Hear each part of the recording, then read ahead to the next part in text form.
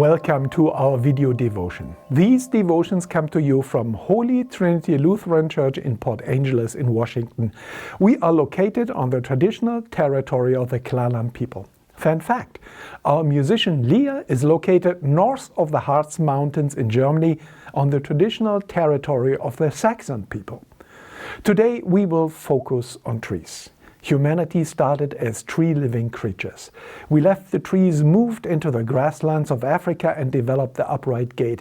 But our connection to trees is still very close. Some people venerate trees, the home of gods and spirits. In the West, trees are powerful metaphors in our spiritual world. Trees give us food and heat and building materials. And most important of all, trees give us the air to breathe. We exhale CO2 that the trees need, and they exhale oxygen that we need. Our relationship to trees is quite symbiotic. Together we thrive. And now let us begin.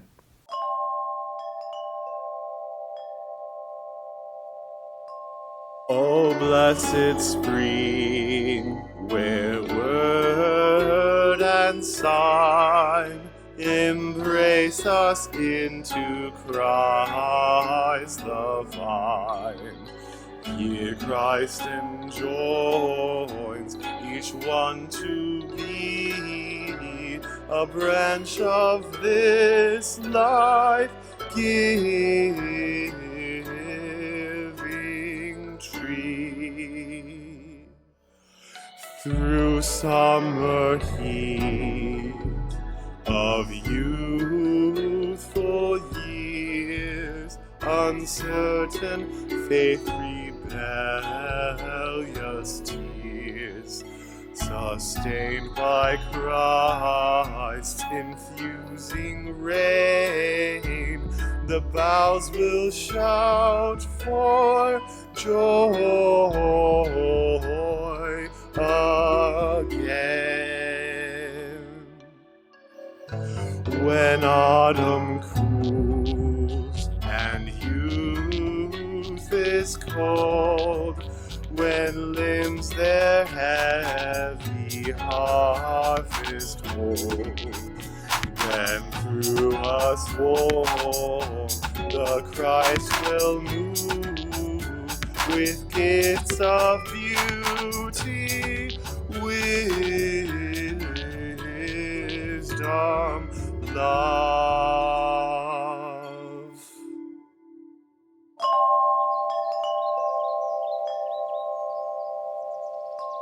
$450 million years is a long time.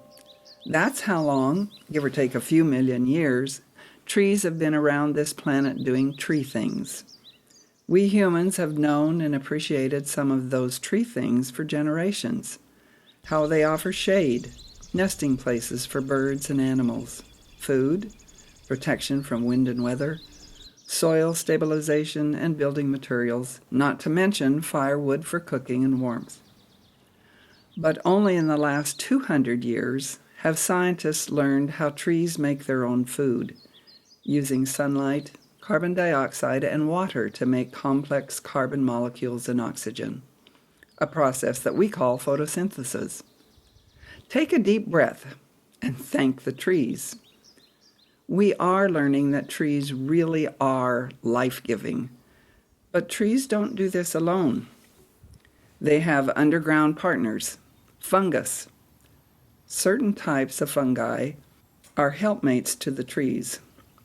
We are just now learning about this intricate economy where trees provide carbon-rich food to the fungal web and in return are provided with endless miles of tiny mycelium or rootlets that harvest water and provide mineral nutrients for the trees. They rely on one another.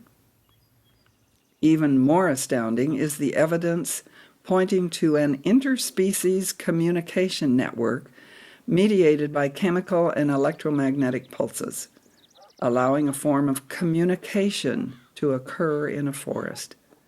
Some researchers call this the wood wide web. Well-documented research has demonstrated that trees can share nutrients, that growth of a forest includes cooperation as well as competition for resources. And when a tree dies, it continues to give and receive. Other fungi, experts in breaking down wood and bark, take over, and the tree becomes home to woodpeckers, insects, and many microorganisms.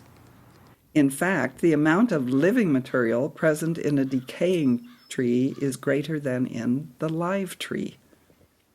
Thanks to decomposition, stored nutrients in wood and bark are slowly returned to the forest economy. The tree of life returns to the web of life.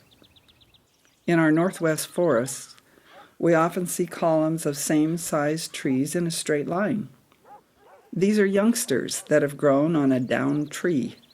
We call that tree a nurse log, for it provides seedlings a moist but well-drained, protected, and nutritious habitat. In our temperate rainforest, trees can live for centuries, up to 500 years for some, and often that matches the time it takes for them to decompose. Thus, a tree might sustain life in various forms for a millennium. When we gather in the sanctuary at Holy Trinity, we see a nurse tree in the triptych carved by artist Ernst Swidler. Just as the seedlings are nourished by the nurse log, we in the church are nourished by the faith and lives of those who come before us. We all began as seedlings, and eventually we come to maturity to carry on the life of faith and work that will nurture the generation to come and continue to serve the wider community. The tree of life: birth, death, regeneration, resurrection.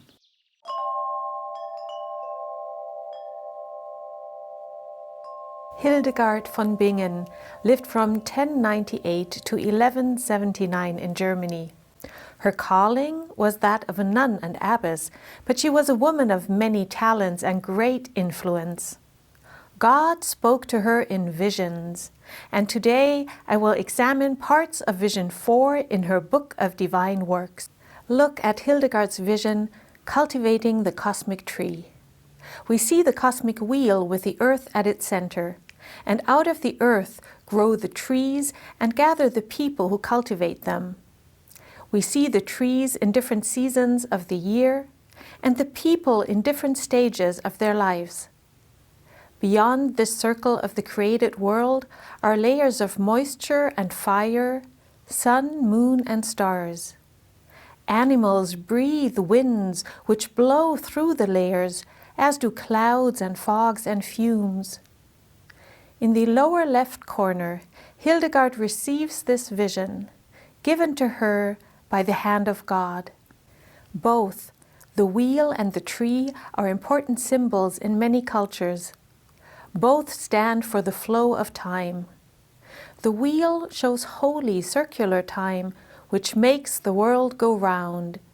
The tree is the tree of life, connecting the spheres of earth and sky through roots, branches, and leaves, and following the seasonal cycle anew each year. One of the biblical prophets is Ezekiel. He has powerful visions of God as a fiery human form seated on a heavenly throne and carried by 4 mystical creatures, 4 wheels full of eyes beside them. Wheels and creatures guided by the same Spirit. Look at this illumination from Armenia. It was created about 400 years later than the illuminations of Hildegard. And yet, we see the wheel in the wheel in the wheel as representation of the universe, and, in addition, the 4 wheels which are part of Ezekiel's vision. It is significant that the tree of life plays a role at the very beginning and the very end of the collection of books we know as the Bible. In Genesis chapter 2, in the second account of creation, God plants the Garden Eden, from which the rivers Tigris and Euphrates spring. In the middle of the garden, he plants the tree of life and the tree of knowledge of good and evil. To protect the tree of life from inappropriate use by Adam and Eve, God expels them from the garden. In the last chapter of the book of Revelation, the angel shows the author the river of the water of life. On either side of the river is the tree of life, with its 12 kinds of fruit, producing its fruit each month. And the leaves of the tree are for the healing of the nations. God has made a world of abundance in the book of Genesis, and the prophecy in Revelation ends with this image of fruitfulness, healing, and hope. Hildegard coins the concept of viriditas, greening power. God is fruitful, abundant, loving, and God's creation overflows with viriditas. May we honor and respect the greening power in each other and all of God's creation.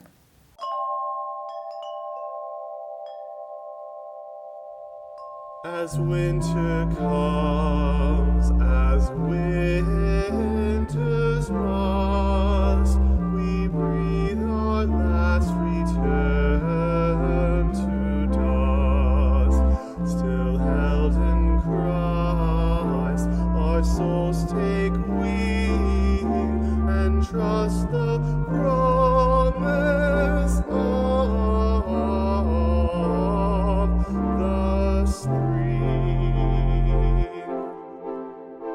Christ holy vine, Christ living tree, be praised for this blessed mystery, that word and water thus revive, and join us to your tree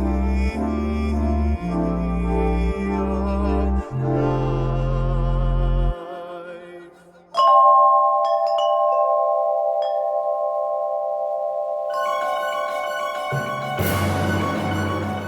Hello, this is recent climate news for February.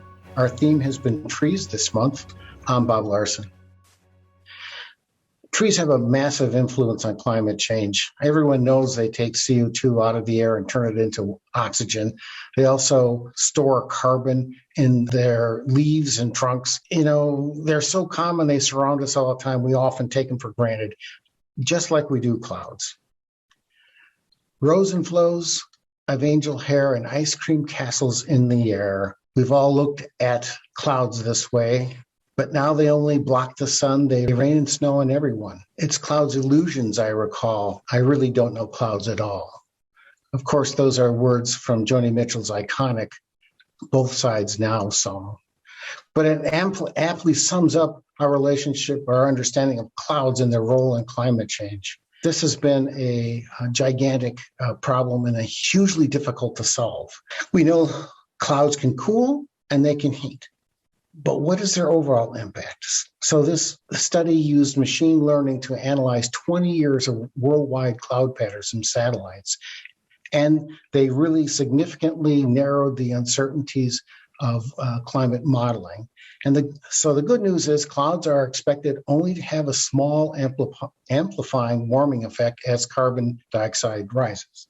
The bad news is clouds are expected having a small amplifying warming effect. So it's one of those feedback loops that just increase the issues that we face.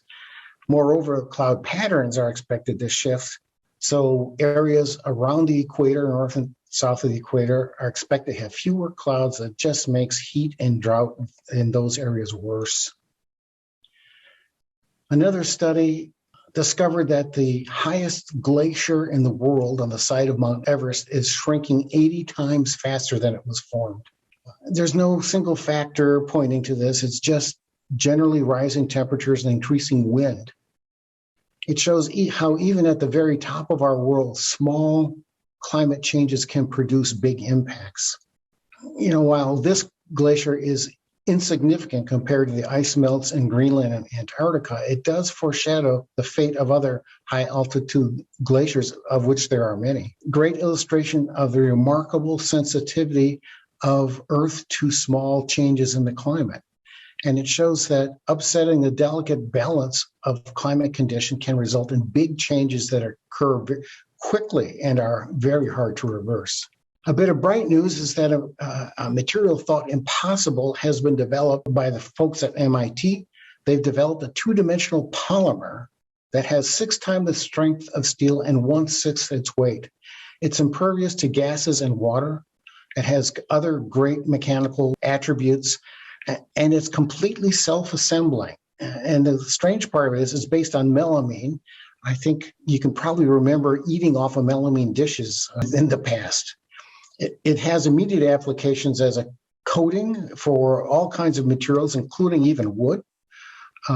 It can be produced at large scale at low cost.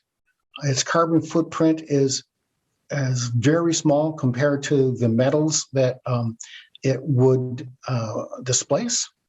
And it is a solution to a very stubborn problem of how to reduce the footprint of primary metals that underpin a lot of our modern civilization. Innovations like these will be critical tools in mitigating climate warming going forward, and we hope there's many more in the pipeline. That's it for this month. I'll see you next month.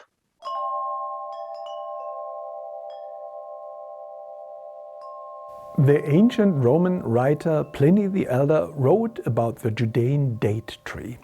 He was the father of Pliny the Younger, who left us many letters. Most famously, he describes the outbreak of Mount Vesuvius in 79 AD. The volcano buried Herculaneum and Pompeii under millions of tons of volcanic ash. It also killed the elder Pliny, who set out with ships of the Roman fleet to rescue survivors. Pliny the Elder wrote about the Judean date tree that it produced the most delicious fruit. He wrote the dates were large and succulent and tasted a bit like honeyed wine. Before him, the writers of the Bible mentioned the tree.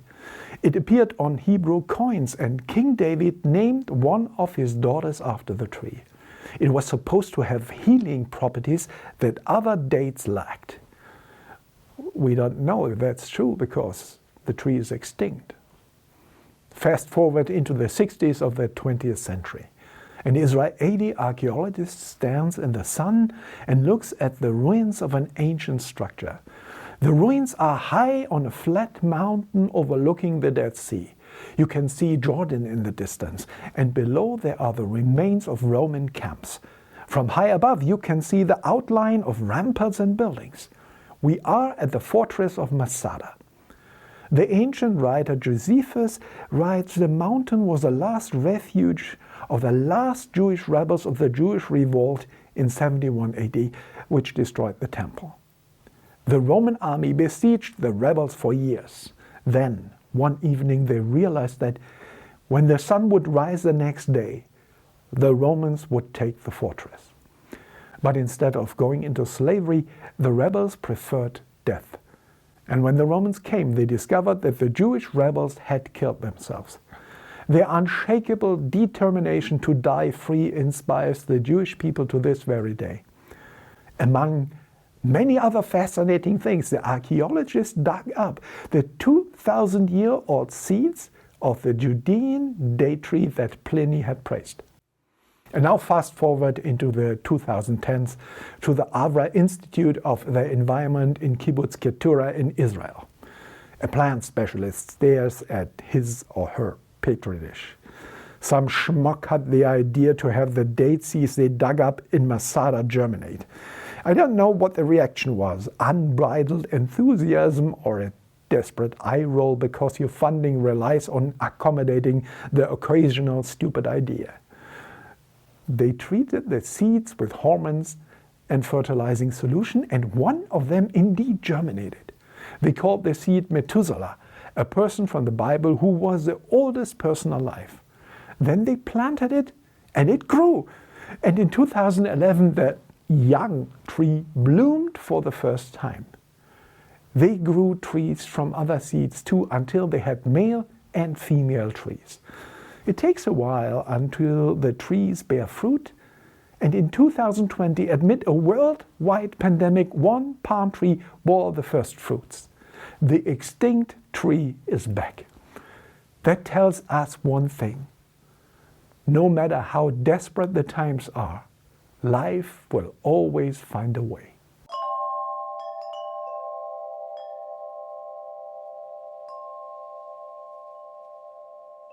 Asleep in the dirt, holding a dream of rising again out of the deep, raising a call, bringing a claim to sorrow and laughter, to wisdom and pain. Oh, life will find a way to break through the dust. It will and it must. Life will find a way to sing out its song through all creation.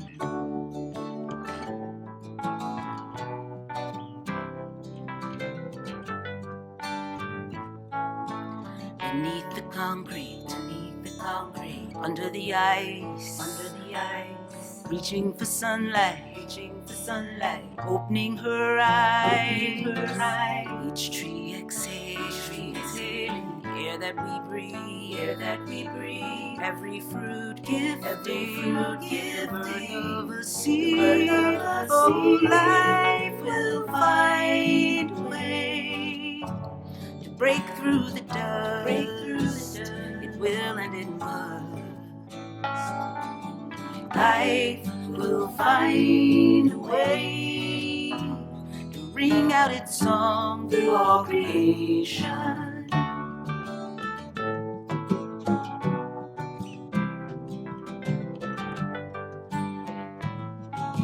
Sing a song of praise.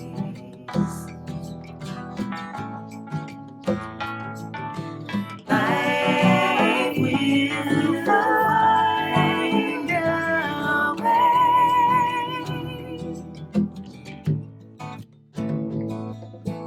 Life will find a way to sing out its song through all creation.